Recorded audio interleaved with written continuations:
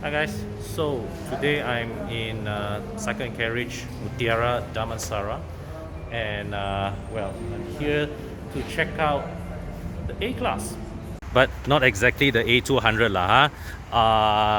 As you saw from Bing's video, well, a couple of weeks back, recently Mercedes-Benz Malaysia, they have just launched the A35 over there, the A45, the CLA45. So today, Cycle and Carriage, they invited us to have a go in these cars. Okay, and for this specific video, I will be focusing on the A35. All right, so check back later on, in a separate video. I'll be reviewing the A40, the CLA45, and maybe even if I have time to try out the A45 as well.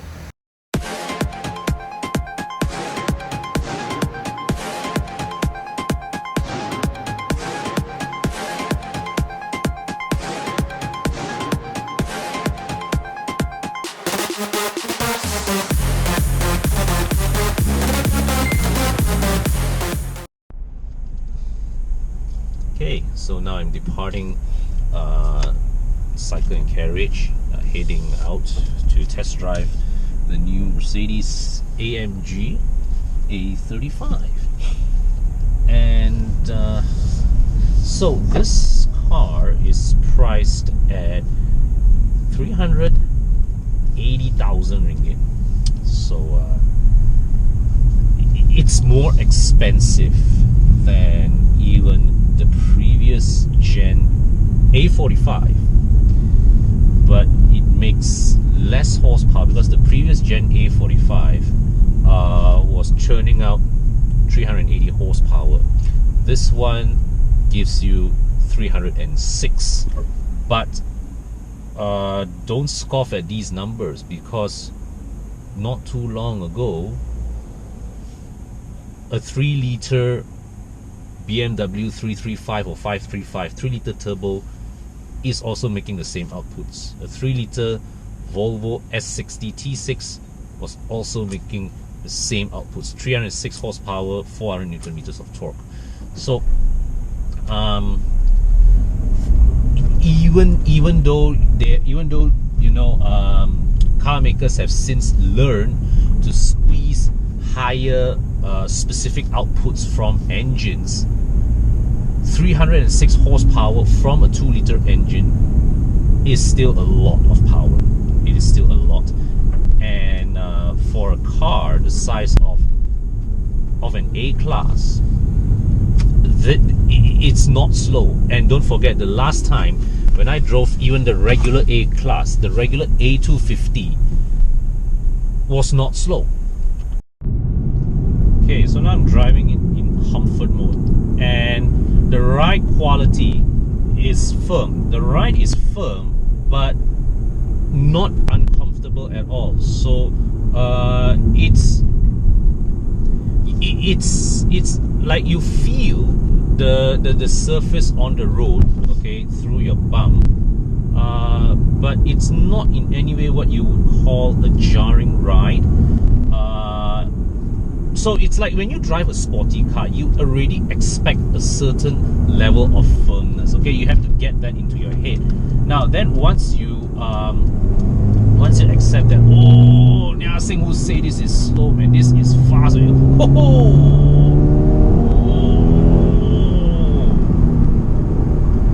it's not slow. This thing is not slow. If you buy this, yes, the A45 is still faster than you, but this is not slow at all. Okay, and I am still in comfort mode. I have yet to explore sport mode. Good, the front end is very sharp. Shit, did I really set this? Is this really in comfort mode? Yeah, well, it's comfort mode.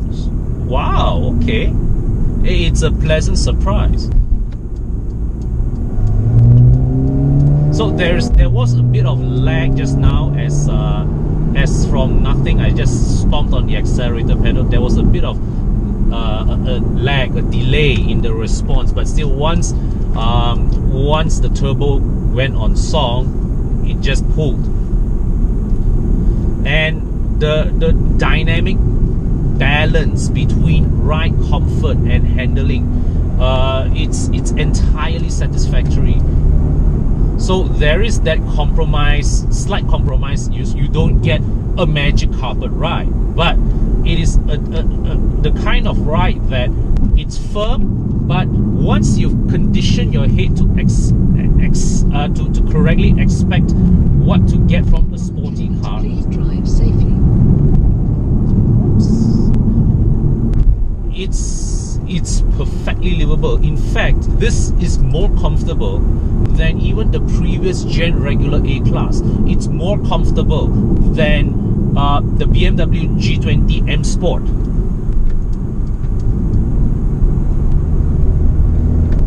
So let's dial it up to sport mode. In 300 meters, please drive safely. Okay, in 300 meters, please drive safely. Got it.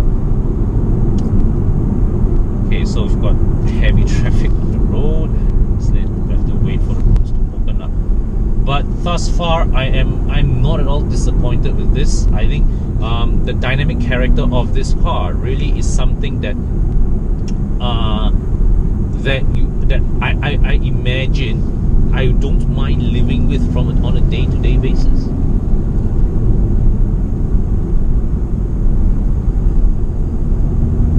But the problem is that just now when I was speaking to some people, right, I get the impression that a lot of customers overlook this A35 to go straight for the A45. And I can sort of see the reasoning why, because firstly, this is more expensive than the previous Gen A45. So customers coming from a previous Gen A45 will not be coming to this as an upgrade. That's one thing.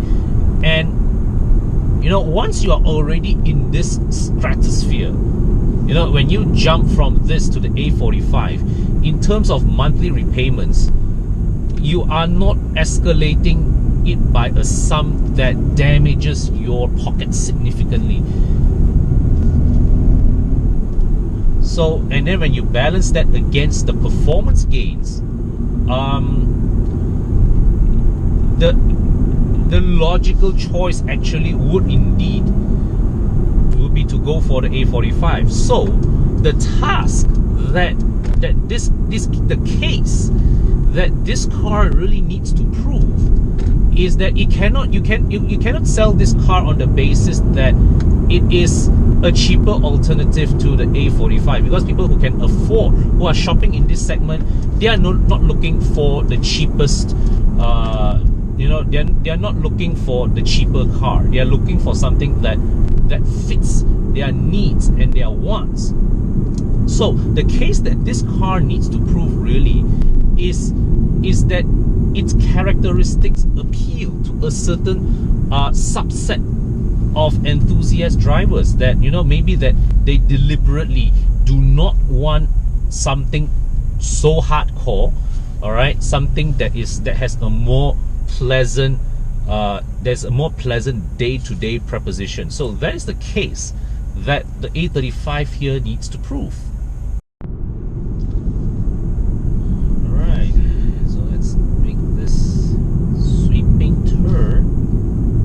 And do I have room to power now? Hey, who say this is slow? Passing fast, man. This thing, it pulls.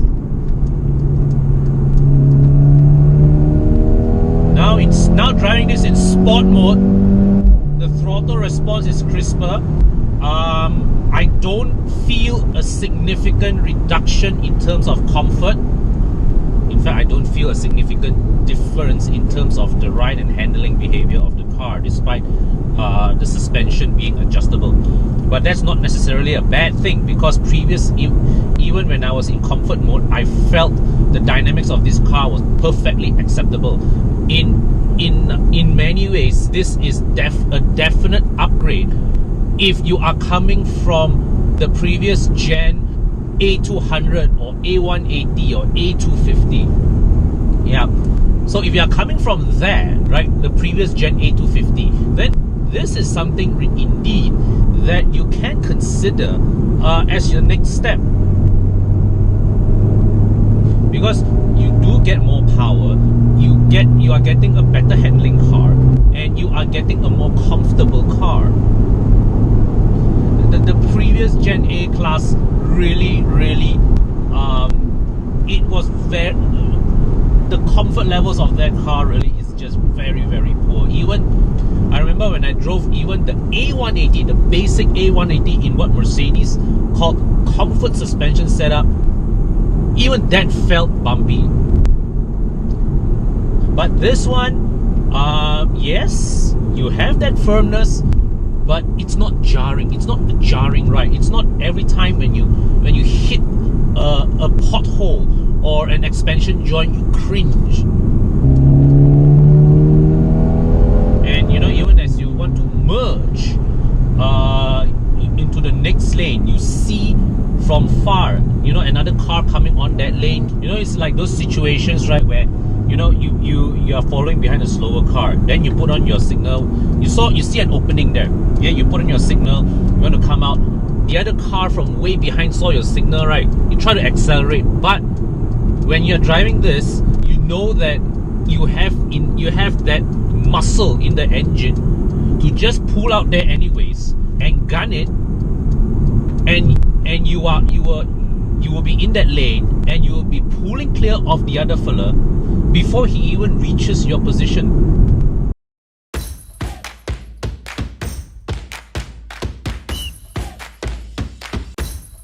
Okay, so let's go on a detailed walk around of the Mercedes-AMG A35.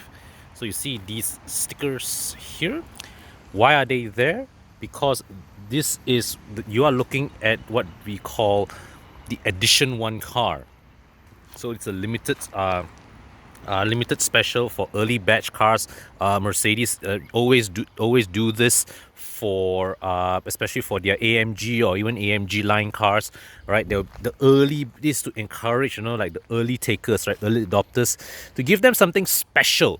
All right, because you see, the thing is this, you know, and this is something I think maybe Mercedes realized themselves. You see, when it comes to you know, when it comes time to sell the car several years down the road, okay, it is always the later batch cars that will be more sought after by potential buyers, right? You will always if let's say like when by the time this generation A class is retired, maybe 5-6 maybe I don't know 5-6 years after they retire this car, you will more likely want to have the last batch car rather than the first batch car, because the last batch car will have, you know, more features. They will have ironed out all the bugs, improvements to the engine, running gear and all that. So yeah, so that's what makes, you know, the later cars more sought after. But by putting this Edition 1 package here, all right, it means that, right, it is a way by Mercedes to help those of you guys who take up the early cars, to give you something, to give some wow factor to these early batch cars, to help prop up its value. And I think it's a brilliant idea. So you get this, with the Edition 1 package, you get these side stripes, you get these little stickers here on the side mirror as well, and you open inside the cabin, you see this Edition badge here on the flat bottom of the steering wheel. Okay, yeah, so unlike the A45, the A35 here uses a standard the standard body from the regular A class. You see, whereas the A45 has flared view arches, this shares common common body parts with a regular A class. Okay, this bumper, for example, this is just the AMG line bumper from the regular A class. Yeah, so these also AMG line wheels with what, 19-inch wheels, but these huge brakes, they really fill up the space inside those multi-spoke wheels. This spoiler here, this is the same spoiler as you get in the A45, but yeah, and also the rear bumper. I was told that this rear bumper piece is the same rear bumper as the A45, but the diffuser element down there is slightly different. The A45 has quad exhausts. This one has dual exhausts. Okay, so but yeah, I mean, it's if you park this side by side with the A45, this is of course a far more understated looking car, but at the same time it still looks decently aggressive. And I don't know, for those of you with a bit more restrained tastes, this may be to your liking. And of course, this is being based on the regular A-class bodywork. There's no power bulge on the bonnet. Okay, so let's explore the insides of the car. Okay, so start with the boot. So this is a decently sized boot for a hatchback. I mean, I can imagine you fitting what, two suitcases here, two full-size suitcases here easily. Okay, your groceries definitely no problem. Okay, and they put this extra mat here. Don't know if this is an option or not lah. Okay, then you lift this up inside there. So there's nothing to hold this floorboard up. So in there you've got your tire repair kit. I think this is for the audio. Okay, this is, I think, the extra amp, or I'm not an audiophile, but that's for the sound system. Yeah, no spare tire here, obviously. Okay, so you've got hooks here for you to hang things. Got extra compartment here for you to drop small items. A 12-volt socket and another another netted compartment there. This removable parcel shelf on top here, and for left-handers, joy, because you've got two closing handles, right? And the tail lights. Give you a closer glance at the tail lights. See this nice Mercedes-Benz wording detail here. This is a nice touch. Yeah, but it's a standard A-class tail light lah. Okay. And we open. We check out the rear accommodations. You've got center armrests here with two pop-out cup holders. So, yes. All right. Pretty solid. Feels pretty solid for a mechanism like this.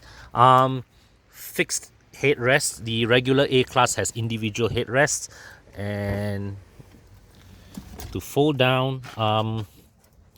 So the boot floor. Okay, let me just show you from here. The boot floor is slightly slanted. So what you get? So you see here. So this is flat, and here the boot floor, it rises up so that it meets the folding position of the seat in a seamless fashion. And I think this is a very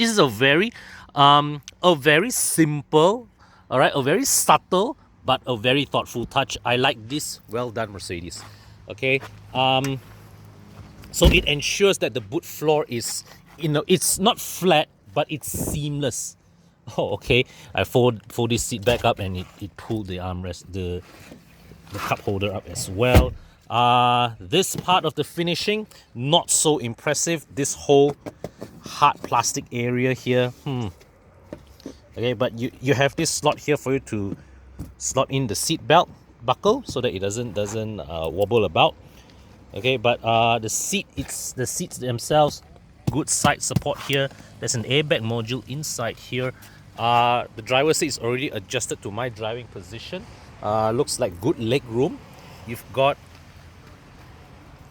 aircon vents here, and inside here opens up to two USB-C ports. Not sure what you can keep in this slot here. Certainly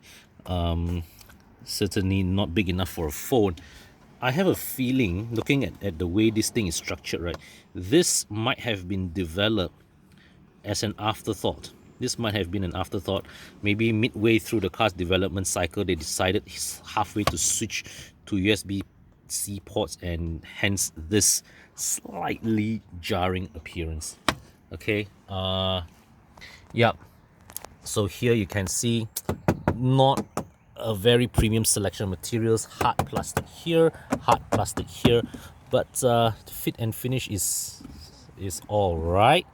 Okay, I think we've mentioned this before. Recent year Mercedes cars, fit and finish really isn't their strongest point when you compare it with their fellow German rivals. So you've got a tweeter here, you've got a speaker here at the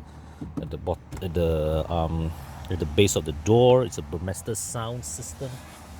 All right, it's just a single standing bottle holder here, so it's angled like this, so you can drop a bottle here.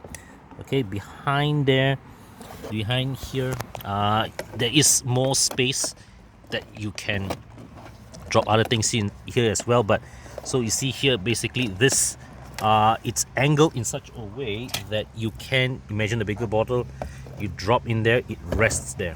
All right.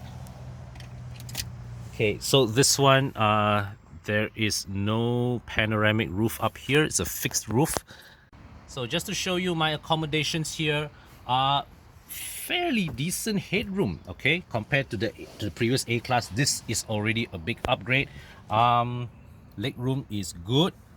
Thigh support, not so much, but maybe this is, so there's a big gap here. There's a the angle of the seat, okay, is rather low for an adult. So maybe this rear bench here is designed to take into consideration that a potential A-Class buyer, if it's a family buyer, probably will be a young family with kids. So that would be perfect. That seat would be perfect for children, but adults may find the cushion lacking in thigh support.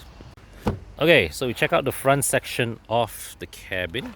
Okay, so have a look at this. As always, Mercedes cabin designs in recent times have been absolutely marvelous to behold. Great to look at in pictures, but quality wise, right. So here it's the same architecture that we have shown you previously in the regular versions of the A-Class. Of course, this being the AMG, you get more fanciful displays. Okay, so this screen here is controlled from this pad, where you can explore various parameters. All right, consumption as well. Don't think your typical don't think your typical AMG owner will be too bothered with consumption. Okay, all right. And just to show you here, okay, so this is the digital display. Now, one thing about this is that you can, of course, like we have seen in other models, you can change the appearance. But one thing that they did not think through was that, let's say right now I choose classic. I'm not sure how classic looks like, right? So I just press classic. I want to see what classic looks like. Now look at it, I say, I don't quite like this, but I have to repeat the whole procedure, okay, looking to the styles and display item and browse. And you see, the thing is that when I choose the different displays, there isn't a preview of what to expect. So I have to set it to sport. Then I think, I don't quite like this either. So I have to once again repeat the process. Now check out this one. This is what they call understated. It's basically a kosong display. But see this, the clock. This is a throwback to old school Mercedes instrument clusters, where they actually put the clock on the instrument cluster. Okay, But I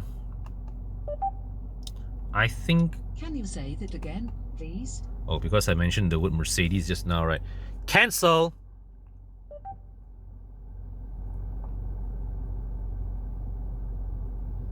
But since we're gonna... Hey, Mercedes! What can I do for you? I'd like to go home. The route is being calculated. Oh. Okay. Oopsie. Right. So, let me just explore this further.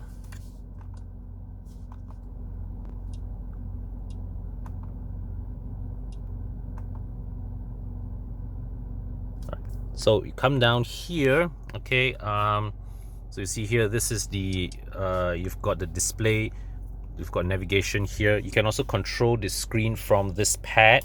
Okay, you just rest your palm here on this palm rest, and then you can use this touch to navigate between various features, okay, various items. Then there's also, of course, the shortcut keys. You've got home, that would give you to various to help you adjust various functions. Okay, and you have the performance meters here. Here, this button here, you have access to the cameras, parking cam. Okay, so this is this is active park assist, so we won't be trying that. And press this button here, it's a quick access to various in-car features.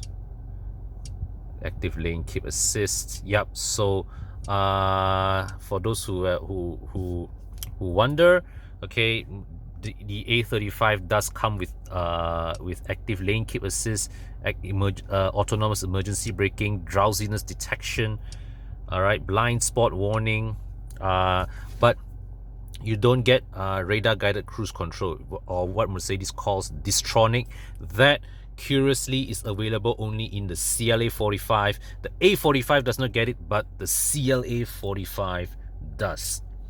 Okay, so let me just bring you down here. This is the standard AC panel from the regular A class, but the fitment of this really can and should be tightened. And oh my god, I actually found the screw hole. Okay, there is that screw hole down there, which I would have expected them to hide this better, but it's there.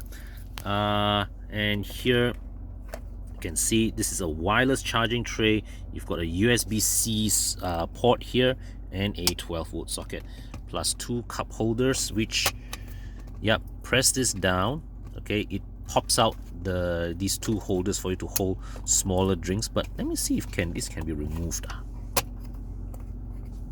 I have a feeling it can, but there is some free place, so I believe this can be removed, but it's rather tight, so I'm not going to risk breaking anything here. Okay, here's the glove box. Yep, so they have sanitized this car. The glove box here is carpeted, nice. Lighting and glove box lighting there as well, so no trouble looking for things in the dark. Center console box opens here, another 2 USB-C ports in there, so total of 5. Decent size, but there's this curvature here, there's this slope here, which I believe is to accommodate the aircon ducts for the vents behind here. Okay, and over here, these are the light switches and the parking brake switch as well. Right, and of course, standard Mercedes, the electric seat adjustment is mounted at the door. Okay, so overall, this is a familiar cabin if you have come from the current Gen A class. But this one here, of course, this strip here, this satin chrome strip here, this is unique to the A30 to the AMG cars, as are these buttons. In the regular A class, this strip is not there, and neither are these buttons here. So here you can also adjust the suspension. Okay, you can adjust between sport, comfort. See here, huh? There's sport plus, comfort. That's it. Okay, traction control off, which of course you press one time, it turns to sport handling mode. I think you have to hold it to completely off, but we won't try such irresponsible behavior on the road. Okay, so yeah, and then this changes this switch toggles manual selection. You see how it works is that in regular driving you can flick the pedals anytime and the transmission will respond. Okay, let's say right now you're driving along, you're cruising along on the highway, and you decide you need some overtaking power. You flick this pedal shifter and the car will respond. But after a while you drive this car, you drive, and if you don't touch the pedals, it defaults back into auto. So by pressing this, it prevents it locks the transmission into manual driving mode. Then here you have, this is the dynamic drive mode selection. All right, where you can alternate between these various drive modes: sport plus, sport, comfort, individual, slippery. Okay, so this is useful for wet weather, and in slippery what happens is they reduce engine power. So you can also in individual mode you can also customize the what you call that, the various the driving parameters. You can configure the engine, transmission, the dynamics, which means the this here, the way they highlight the graphic, right, it's your steering as well as your damping. All right, and also your suspension, comfort, sport plus. All right, yep. So there you have it.